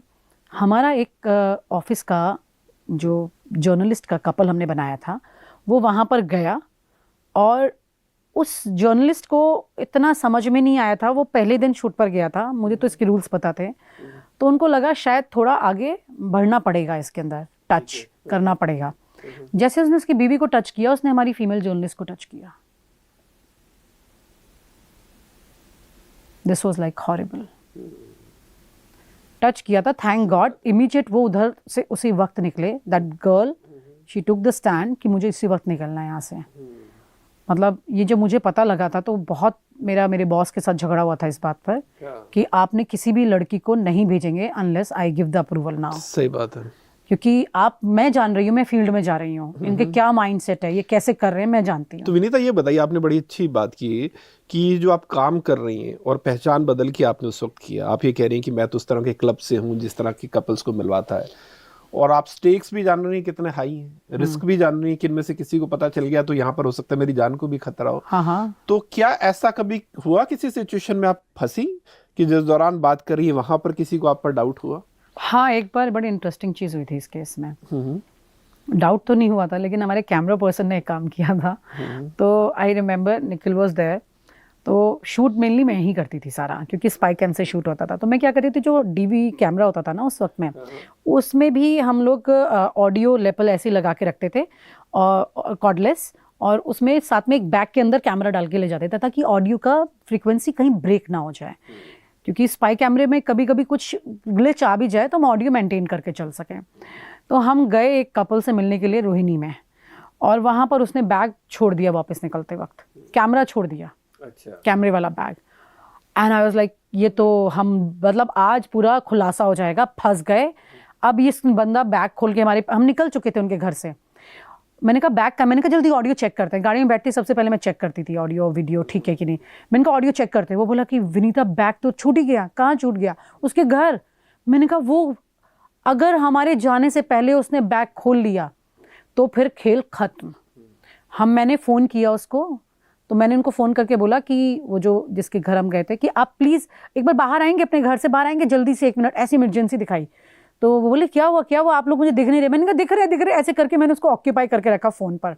वो बाहर निकले और उसको बाहर ही खड़ा रखा ताकि वो बैग को टच ना करे अंदर। जब हम उनके घर पहुँच गए, हमने कहा सॉरी आपके घर का रास्ता वापस मिल नहीं रहा था, वो हमारा ना कुछ सामान रह गया था यहाँ पर। तो निखिल ने फटाफट जा करके वो बैग पिक किया। थैंक गॉड उसने बैग ओपन नहीं किया था, वरना खेल खत्म हो जाता। ये तो आपने बड़ा फिल्मी क्लाइमेक्स में बताया, ट्विस्ट बताया फिल्मी। हाँ ऐसे ही होता है, ऑन द टोज रहना पड़ता है, मतलब ऑन द टोज रहना पड़ता है, पूरा ऑन द टोज। अगर आपने दिमाग नहीं लगाया। यस। हाँ। आप ये समझिए कि एक बार मैंने दिल्ली के एक 30,000 का ही बताती ना सीधा, हालांकि वकील बड़ा बुरा मान जाते हैं, लेकिन ठीक है क्या जाता है। जो मैंने शूट किया था वो सच था, उसमें गलत क्या है। 30,000 में एक वेस्टर्न विंग है। वेस्टर्न विंग में उस वक्त में अभी भी कोई बहुत पाक साफ नहीं है वो जगह। उस वक्त में वहाँ पर जो लॉयर्स के चैम्बर्स हैं, चैम्बर्स में बेड लगा करके प्रोस्टिट्यूट्स को लाने का फुल इंतजाम रहता था। अरे मैंने शूट किया था पूरा लॉयर्स के चैम्बर्स में। यस। वेस्टर्न विंग में शाम को 4 बजे के बाद कोई महिला नहीं जाती थी। एक बहुत प्रतिष्ठित जज है सुप्रीम कोर्ट की, जिनको मैंने ये जिक्र किया तो वो भी मेरी बात से एग्री कर रही थी। ऑफ रिकॉर्ड मेरी बात हुई उनसे कुछ वक्त पहले। मैंने कहा मैंने एक बार ऐसी स्टोरी की, कहती विनीता तुमने कर ली थी, बहुत ये सच कह रही हो तुम, ऐसा होता है वहाँ। स्टोरी ऑन एयर की थी आपने? फिर ये चैनल ऑन एयर नहीं कर पाया था, सारे प्रूफ थे। हालांकि हमने ग्रीन सिग्नल हो गया था चैनल की तरफ से भी, लेकिन फिर ये था कि वकीलों से पंगा कौन लेगा, वकील तो आके मुसीबत खड़ी कर देंगे। मैं तो फिर भी बोल रही हूँ, सच बता रही हूँ। 30,000 कोर्ट में। 30,000 कोर्ट में। West Wing. और ये कब की बात है? वहाँ पे रशियन गर्ल्स का भी एक मैटर कुछ टाइम पहले पकड़ा गया था। ये वही लगभग 20 साल पुरानी बात है। रशियन गर्ल्स का भी एक मैटर पकड़ा गया था। उन लड़कियों को फ्री नहीं कर रहा था जज। आप बताइए क्यों नहीं कर रहा था? आप बताइए क्यों नहीं कर रहा था? उन्हें फेवर चाहिए थी। वो लड़कियां जो प्रोस्टिट्यूट हैं ऑलरेडी, वो किसी चीज में पकड़ी गई हैं, कोर्ट तक पहुंच गई हैं और जज उनको फ्री नहीं कर रहा है। मतलब हद नहीं है। अब यहाँ तो जजमेंटल होना ही पड़ेगा। बिल्कुल। ये तो क्रिमिनल है। हाँ, ये तो बिल्कुल अलग मामला है ना। हाँ। कि अगर आप अपने काम वाली जगह पर इस तरह से चीजें चला रहे हैं और वो भी अदालत जैसी जगह पर, मतलब वकीलों के चैम्बर में, उस अदालत के परिसर में, तो मैंने खुद शूट किया है वहाँ पे। हाँ। शाम के बाद में कैसे हाथ में दारू की बोतलें लेके औरतें भी वहाँ कैसे घूम रही होती है। अंधेरा होता है, ऊपर की स्ट्रीट लाइट भी नहीं जल रही होती कोई, बिल्कुल अंधेरा कर दिया जाता है वहाँ। तो विनीता कभी ये सब इतनी आप खतरनाक रिपोर्टिंग करती हैं, कभी कोई थ्रेट कॉल या बाद में आए? हाँ, अटैक भी हुआ था एक बार। क्या हुआ था? दिन में दोपहर के वक्त में मैं जा रही थी, एक बहुत भीड़ वाली सड़क से ही ऑलमोस्ट गाड़ी में थी, और मेरी गाड़ी थोड़ा आगे जाए, पता नहीं मैंने सेंस किया एक कुछ लड़के खड़े हैं सामने, उन्होंने मेरी गाड़ी की तरफ इशारा किया। They try to attack on my car, लेकिन वही है कि मैं पुलिस पर कभी बिलीव नहीं करती, खुद की सुरक्षा खुद के हाथ में है, इसलिए मैंने लगातार हॉर्न किया और गाड़ी को आगे मतलब ऐसे झटके से ले जाने की कोशिश की, तो उन्होंने मेरी गाड़ी को मतलब पंच किया बहुत तेज, और 4 लड़के थे, चारों दरवाजे से घेर लिया था उन्होंने। तो इस मामले को उस वक्त मैं जॉइंट सेक्रेटरी होती थी प्रेस क्लब की, तो पूरा क्लब के लोग हमारे पहुंच गए थे कमिश्नर के पास कि हमारी जॉइंट सेक्रेटरी पर अटैक हुआ है। तो मैं स्टार न्यूज़ में थी उस वक्त, तो my channel was also very serious about it. तो लेकिन पुलिस तो पुलिस है। डीसीपी साहब मुझे बोलते हैं कि आप इस सड़क से मत जाइए आइंदा से। मैंने कहा सड़क से तो मैं रोज जाऊंगी, आपने जो करना है वो आप करते रहिए। और आपको डाउट किस पे था कि लोगों अच्छा, ने हम तो स्टोरीज ढूंढते हैं ना। हाँ। हमें तो इसमें भी स्टोरी मिल गई। जब उन्होंने मुझे कुछ लड़कों की शक्लें दिखाई उस एरिया में जो एक्टिव थे, उसमें कुछ पुलिस वालों के बेटे भी थे। अरे बाप, शौकिया तौर पे ये काम करते थे। नहीं तो ये जो आप पर अटैक हुआ था, ये वैसी रैंडम अटैक था, किसी मामले से जुड़ा था?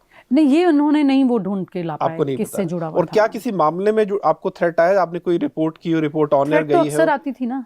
तो कोई ऐसा है जो थ्रेट मामला? और ब्राइब, ये 2 ही चीज आती थी। थ्रेट किस मामले में आई जो आपने की और बाद में लोगों को पता लगा और उन्होंने आपको बहुत धमकी दी? मामले में, ये वाइफ शॉपिंग में भी थ्रेट आया था। आया था, क्या हुआ हाँ था? हाँ, कई इन्होंने तो बोला था कि बुलाएंगे एक इलाके पे, कहीं पर बुलाएंगे इनको, मोहतरमा को। अच्छा। हाँ, विल अटैक ऑन हर।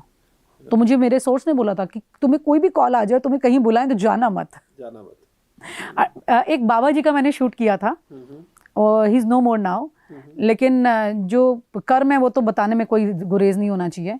तो प्रज्ञानंद हुआ करते थे, एक महामंडलेश्वर, आचार्य महामंडलेश्वर, यहाँ पर साकेत में एक साई मंदिर में बैठते थे, ठीक है। और उनका मैंने शूट किया था, वो मुझे 50 लाख रुपए में महामंडलेश्वर बना रहे थे। अच्छा, तो अच्छा ऑफर था। स्टार न्यूज़ के लिए करी थी मैं ये स्टोरी उस वक्त। तो स्टोरी बीच में ड्रॉप करनी पड़ गई थी क्योंकि उनको पता लगा मेरे बारे में, और उन्होंने मेरे फ़ोन को भी टैपिंग पे लगवा दिया था। फिर मुझे फ़ोन आया एक बहुत सीनियर जर्नलिस्ट का, उन्होंने कहा कि तुम्हारा फ़ोन टैपिंग पे है, आईबी को इन्होंने बोला है। मैंने आईबी क्यों इन्वॉल्व होगी इसमें? लेकिन रिलेशनशिप होते हैं ना सबके। अब ये बाबा जी और पावर सेक्टर में कितना डिस्टेंस है? कोई डिस्टेंस ही नहीं है, किसी को बोलेंगे पीछे लगाएंगे। तो वो स्टोरी फाइनली ऑन एयर नहीं गई थी, और फिर पता चला कि बाबा जी एक दिन हमारे स्टूडियो में बैठ के चर्चा कर रहे थे, जो कभी नहीं आए थे। तो ये सब अलग तरह के खेल तो 50 लाख रुपए का ऑफर था आपको महामंडलेश्वर बनाने के लिए। ऑफर तो बुरा नहीं था, पर उसके लिए मुझे महामंडलेश्वर ऑफर बुरा नहीं था। नहीं, साल भर की मैं देहरादून की एक बहुत अमीर महिला बनी थी। अच्छा। रोज मेरे ऑफिस से मुझे खर्चे के लिए BMW मर्सिडीज मिलते थे, रोज गाड़ी में लाती थी, 100 रुपए 200 रुपए लोगों को बांट रही हूँ, भिखारियों को वहाँ पर।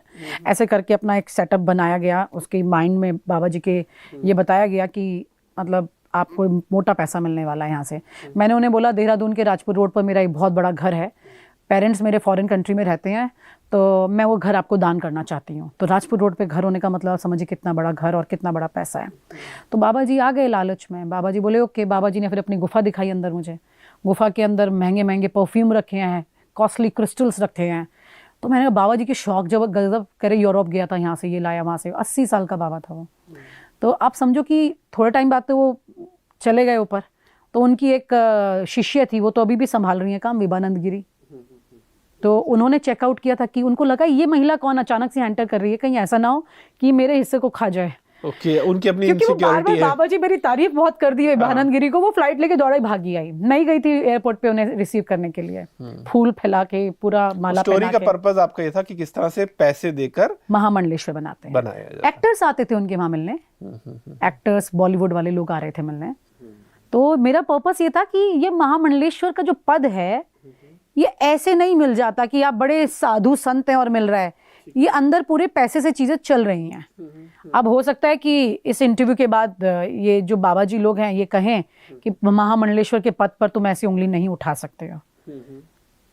मैंने तो शूट किया था, आप जाके रॉ फुटेज देख लीजिए चैनल में। बिल्कुल बिल्कुल, चेक काट के दिया था उनको। बिल्कुल। एक बार फिर से विनीता उसी वाइफ स्वैपिंग वाले मामले पर आते हैं। बच्चों का हमने बड़ी बार जिक्र किया, लेकिन क्या ऐसा कोई मामला हुआ जिसमें बच्चों को पता लग गया? नहीं। और ऐसा कभी नहीं हुआ कि बच्चों मेरे सामने नहीं आया बच्चों को पता लगने वाला, किसी मामले में भी नहीं आया? नहीं। आप अगर इस संदर्भ में देखेंगे तो आरुषि वाले केस में आरुषि को मालूम था, लेकिन हम उसको चर्चा ज्यादा डीप में नहीं कर सकते। लेकिन हाँ, अगर बच्चों को पता लगेगा तो बच्चे 2 ही तरह से रिएक्ट करेंगे। या तो अपने माँ बाप उनके प्रति पूरा इज्जत सम्मान सब खो देंगे और उनसे रिश्ता अगर थोड़े बड़े हैं तो तोड़ भी सकते हैं। लेकिन अगर बच्चे छोटे हैं, एडल्ट नहीं है, माइनर है, तो वो धीरे धीरे खुद उस सोच का शिकार हो जाएंगे। तो क्या कोई माँ बाप ये चाहेगा कि वो बच्चे कल अपने लिए। अच्छा, एक बड़ा सवाल इसमें ये आपसे बात करते हुए मुझे ज़हन में आ रहा है, एक आदमी जब अपने बच्चे को नहीं बता रहा है और बच्चे को उसमें नहीं लाना चाह रहा है कि मेरे बच्चे को पता लगे, यानी कि वो कोई इसे टच बेस करे, तो उसकी माँ को कैसे ला रहा है। इसमें अलवर का एक कपल था, वो कहता है हम अपनी बेटी को इसमें लाना चाहते हैं। हमारी बेटी भी बहुत खूबसूरत है। ओके, मतलब उनको ऐसा लग रहा है कि हम अपनी बेटी को एक्सचेंज करके उसके बदले भी किसी को लाए। अब पता नहीं वो कितना एक्सचेंज करने वाले, क्या करने वाले थे उसमें। मतलब तो और ये कहना हस्बैंड वाइफ दोनों का कहना था या सिर्फ हस्बैंड का कहना था? ये बात हस्बैंड ने बोली थी। वो वाइफ भी बड़ी खतरनाक थी लेकिन। अच्छा, क्या था उसमें, उस केस में? बहुत मुश्किल था वो केस। हाँ बताइए ना। एक्चुअली वो महिला, जिस कमरे में हमने उन्हें बिठाया, शूट करना था हमें, और मेरे जो टीम के एक मेंबर थे वो उस कमरे में थे, कैमरा सामने लगा हुआ था, पर्स कैमरा। वो बेचारे, वो बेड के एक कोने में एक बेचारा विक्टिम की तरह बैठा हुआ है, पिल्लो पकड़ के कि भैया ये मोहतरमा मेरे पास ना आ जाए। अच्छा। She was so horrible. वो तो मतलब रेडी थी। अच्छा। और हम लोग जो भी शूट करते थे, हमारा मकसद सिर्फ इनसे बातचीत करना होता था, इनकी सोच को जानना होता था। तो मैंने उस वक्त उसको अकेले इसलिए छोड़ा उस लेडी के साथ, ताकि वो उसे समझे कि भाई तुम क्यों कर रहे, क्या पता वो खुल के बोलते। जैसे सोनीपत वाली महिला ने मेरे सामने बोला, हाँ, कि उसे कैसे उसका हस्बैंड मैनिपुलेट कर रहा था। तो वो बोल गई, लेकिन हर महिला मेरे सामने नहीं बोली। कई बार अपोजिट सेक्स के सामने वो बात अपनी बोल देते हैं, जैसे जूहू वाली ने बता दिया। तो ये भी शायद कुछ बता दे, क्योंकि ये जब मिली थी हमसे तो हमने अलवर में एक रिजॉर्ट में रूम बुक कराए थे, तो 2 रूम थे हमारे पास, तो हमने 2 रूम में इनको, एक रूम में इनको मिलने के लिए भेजा। हमने पूरा कैमरा वैमरा फिक्स किया हुआ था। तो जब उसका हमने शूट किया तो वो लेडी तो मतलब बिल्कुल ही रेडी बैठी थी। क्या बोला उस महिला ने? नहीं मतलब शी वाज रेडी टू मतलब स्लीप विद हिम। अच्छा, उस सोना चाहती थी उस टीम मेंबर के साथ में। ठीक है। अब वो कह रहे बाहर आके, क्या ये किससे मिलवाया? मैंने कहा तुम शूट करने आए हो? कि मेरी सोच अलग थी, मेरी टीम मेंबर्स की सोच अलग थी। वो उसको शूट इसलिए कर रहे थे क्योंकि मैं कर रही थी, और मैं इसलिए कर रही थी क्योंकि बड़ी एडवेंचरस स्टोरी थी। एडवेंचरस, मैं इसे एडवेंचर कहूँगी। ये एक नॉर्मल स्टोरी नहीं थी। और मैं अलग अलग तरह की स्टोरीज ढूंढती थी। मतलब मुझे लगता है कि कोई पत्रकार आज की तारीख में भी इस तरह की स्टोरी शूट करके फिर उसके ऊपर बुक लिख के ऐसे बैठ के इंटरव्यू नहीं देगा। सही बात है। आपको मतलब अपने आप को क्लियर करना होगा। वो सोचेगा कि मैं इसके बारे में क्यों बात करूं। मेरे पास और 66 स्टिंग ऑपरेशन है जिसकी मैं चर्चा कर सकती थी, बट इस पर ही मैंने बुक क्यों लिखी? एक तो डेफिनेटली मैं इस पर अपनी बाईलाइन ऑन करना चाहती थी। जब ऑन एयर गई थी तो मेरी बाईलाइन नहीं थी। दूसरी बात, वो क्योंकि मैं चैनल छोड़ चुकी थी और उन्होंने बाईलाइन कैरी नहीं की थी। दूसरी बात, ये इतना शॉकिंग फैक्ट था, जितना शॉक 20 साल पहले मुझे लगा था। जब भी मैं स्टोरी के बारे में सोचती हूँ मुझे शॉक ही लगता है कि ऐसा हो सकता है। अभी भी शॉक्ड हूँ कि ऐसा हो सकता है क्या। तो इसलिए मुझे लगा कि इस पर किताब लिखनी चाहिए। आप इसमें पढ़ेंगे तो इसमें हर कपल की डीप कॉन्वर्सेशन है। हर कपल जो सवाल आप पूछ रहे हैं वो सारे किताब में लिखे हुए हैं कि कोई क्यों क्या बात कर रहा था। कैसे रोहतक वाली महिला, जैसे अलवर वाली ने इस टीम मेंबर का जीना हराम किया उस वक्त, ऐसे ही रोहतक वाली महिला वहां चली गई थी, बाथरूम के बाहर खड़ी हो गई थी। मेरे टीम मेंबर वॉशरूम गया तो बेचारा। अच्छा, मतलब इतना मुश्किल हो गया था कंट्रोल करना। मतलब उनको लग रहा है कि क्योंकि वो जो ये औरतें थी इनसे तो छोटी उम्र के लड़के थे वो। तो आप समझ लीजिए कि उनकी क्या सोच रही होगी। हमारी सोच क्या होती थी, हम जर्नलिस्ट थे, हमारी सोच बहुत क्लियर थी कि ये क्या सोच रहे हैं ये जानना है हमें, पर हमें एक्शन पे नहीं जाना था ना। हमें तो उनकी सोच को पढ़ना था, उनकी वजह जाननी थी, उनसे बात करनी थी। अब वो बात करने की जगह इतनी उत्सुक थी, वो महिला 60 के करीब जा रही थी वो, और ये जो व्यक्ति जो टीम मेंबर थे ये 20s में थे। अब आप बताएं। तो ये एक फ्रस्ट्रेशन का इनका लेवल कहें या इनकी चाहत का लेवल कहें, मैं कोई शब्द नहीं देना चाहती इस बात को ना। जो लोग ये करना चाहते हैं या इसे सही समझते हैं, मैं फिर वही है कि मैंने अपनी किताब में काफ़ी जजमेंटल होकर लिखा है, लेकिन मैं नहीं जज करूंगी। वो उनकी सोच है, क्योंकि अब लोगों की सोच इस पर बदल गई है। मैं भी हैरान हूँ। अब लोग वाइफ स्वैपिंग करने में गुरेज नहीं कर रहे, बढ़ रहे हैं उस पर, और मैं इसे बढ़ाने में कोई योगदान नहीं देना चाहती। मैं अभी भी शॉक्ड ही हूँ। मतलब ये उसी तरह की बात हो गई कि हजारों लोग चोरी कर रहे हैं, तो उसका मतलब थोड़ा कि चोरी नॉर्मलाइज हो गया। अब आप भी जज कर रहे हैं। हाँ, उस सेंस में अगर मैं कहूँ, बात यह है कि कोई भी चीज, जैसे कोई अपराधी है किसी का कत्ल कर देता है पैसे लूटने के लिए, वो आपको मुझे अपराध लग रहा है, लेकिन अगर आप उससे पूछें तो उसके पास 10 तर्क हैं उस बात को ठीक साबित करने की, है ना, वहां उसका कत्ल कर रहा है। तो फिर बात ये है ना कि जीवन में, जैसे मुझे याद आता है कि प्रेमचंद की एक बड़ी खूबसूरत बात है, मुझे लगता है जब भी मैं जिंदगी में कुछ मॉरल सवालों को लेकर विचलित होता हूँ तो लाइन काम करती है। तो उन्होंने कहा कि जो मन होता है ना आदमी का, ये एक आजाद परिंदे की तरह होता है, इसे कर्तव्य की डोरी से बांधना ही पड़ता है, वरना इसकी चंचलता आपको पता नहीं कहाँ कहाँ लिए फिरती है। बिल्कुल। तो ये जीवन का अंतिम सच है कि तो प्रेमचंद जी को तो तब मालूम भी नहीं था कि वाइफ स्वैपिंग में लोग जाएंगे और उस पर कितनी सटीक लाइन ये बनेगी। उन्होंने हजारों बातों पर कहा कि हमारी हजारों फैसिनेशन है, जो हम हजार चीजें करना चाहते हैं, लेकिन कहीं ना कहीं मन को कर्तव्य की डोरी से, इस सेंस में कर्तव्य की डोरी शादी की वो कमिटमेंट है, उसको आपको खूंटे से बांधना ही पड़ता है। और जैसे आपने कहा कि कुछ चीजों की प्यास ऐसी होती है, उसमें ऐसा नहीं है कि पानी तो अगर प्यास लगी, 1 गिलास पानी पिया तो प्यास शांत होगी। ये ऐसी प्यास है कि आपने 1 गिलास पानी पिया तो आपको 10 गिलास की प्यास और लग गई। बिल्कुल सच बात है। तो ये एक चीज जो है ये थोड़ी सी दुविधा जरूर पैदा करती है। विनीता, आखिर में बड़ी खूबसूरत चर्चा रही, और इससे पहले कि मैं आखिरी सवाल पूछूं, मैं पहले आपको बधाई देना चाहूंगा। सच में आपने बड़ा डेयरिंग काम किया, और डेयरिंग आपसे बात करके इसलिए भी मुझे लगता है, और आपका काम ज्यादा अप्रिशिएट करने लायक इसलिए भी है कि आदमी जिस चीज से डिसएग्री कर रहा है, जिसे ठीक नहीं मान रहा, फिर भी उसे खराब मान के नजरअंदाज नहीं कर रहा, उसे समझने की कोशिश कर रहा है कि जो हो रहा है क्यों हो रहा है। और मुझे लग रहा है उस सेंस में सोसाइटी की सेवा है कि आप बता रहे हैं कि सर्टेन लोग हैं, वो कुछ चीजें कर रहे हैं, हम उन्हें जज नहीं कर रहे हैं, लेकिन वो कर रहे हैं, ये हो रहा है, ये आपको पता होना जरूरी है। मैंने ये सोच के ही किताब लिखी और स्टोरी को कंटिन्यू किया था। बिल्कुल बिल्कुल। तो आखिर में विनीता बताइए, इतनी जो आपने चीजें की, जैसे मैंने कहा कि कुछ लोगों को मॉरली डिस्टर्ब करने वाली भी हैं, कुछ लोगों को लगेगा इसमें डिस्टर्ब होने की क्या बात है, लेकिन आपने इस सब को जो स्टोरीज की, तो आपने ह्यूमन बिहेवियर के बारे में कौन सा ऐसा तथ्य जाना कि इंसान जो है वो क्या है? इंसान मुझे इसमें बड़ा स्वार्थी लगा, इस किताब की अगर बात करें, क्योंकि इस किताब में जितने भी कैरेक्टर हैं ज़्यादातर वो सिर्फ अपना स्वार्थ देख रहे हैं। वो देख रहे हैं कि मेरी चाहत पूरी हो जाए। वो अपनी बीवी को, जो बीवी उसके घर की इज्जत है, उसका सम्मान है, उसको अगर ऐसी परिस्थिति में ला रहे हैं कि तुम किसी और के साथ सो जाओ, ऐसी तरीके पे ले जाके खड़ा कर रहे हैं, तो वो इंसान स्वार्थी है। वो कुछ और देख नहीं पा रहा, जबकि उसी की बीवी है वो, उसी के बच्चे की माँ है, उसके घर की बहू है, उसका वंश चला रही है, लेकिन उसके बावजूद वो उसको उस परिस्थिति में ले आए हैं जहां उनकी चाहत पूरी करने के लिए उन्होंने या तो उसे मैनिपुलेट करके खड़ा कर दिया है, या जबरदस्ती लाके खड़ा कर दिया है, या फिर उसके अंदर लालच पैदा कर दिया और उस बिस्तर पे उसे लटा दिया है। लालच भी कर दिया ना कुछ औरतों में। तो मुझे यहाँ पर आदमी थोड़ा स्वार्थी लगा इस कॉन्टेक्स्ट में। मुझे लगता है कि अगर आपको रिश्ता नहीं चलाना है तो आप मत चलाइए, अलग हो जाइए, या आप कम से कम अपनी बीवी को उसमें जबरदस्ती मत लाइए। देखिए, एक पत्नी के खिलाफ जाकर के किसी रिश्ते में जाके भी उसको धोखा देना होता है। अगर आप वो धोखा देने में डरते हैं तो आप सोचते हैं मैं अपनी बीवी को इसमें इन्वॉल्व कर लेता हूँ, दोनों बराबर हो जाएंगे। ऐसे नहीं होगा ना। अगर बीवी का भी कंसेंट है और उनको लगता है कि हमें इसी तरह का रिश्ता चाहिए, जैसे मैंने कहा उन्होंने रिश्ते को रीडिफाइन कर दिया। बीवी कह रही मैं भी खुश हूँ, हस्बैंड कह रहा मैं भी खुश हूँ, और दोनों कह रहे हैं कि हम दोनों खुश हैं, तो सोसाइटी को क्या लेना देना। जैसे मैं कहूँ कि जापान में एक कल्चर आजकल चला है कि जिसे कहते हैं कि स्लीप डाइवोर्स आपने एक वर्ड सुना? उसमें क्या होता है कि हस्बैंड वाइफ अलग अलग बेडरूम में सोते हैं, और उनका कहना है कि एक वक्त के बाद अलग अलग बेडरूम में सोने का मतलब कि दोनों एक दूसरे को प्राइवेसी दे रहे हैं, और इस चीज से शादी लंबी टिकती है कि दोनों को अपना एक स्पेस मिल जाता है।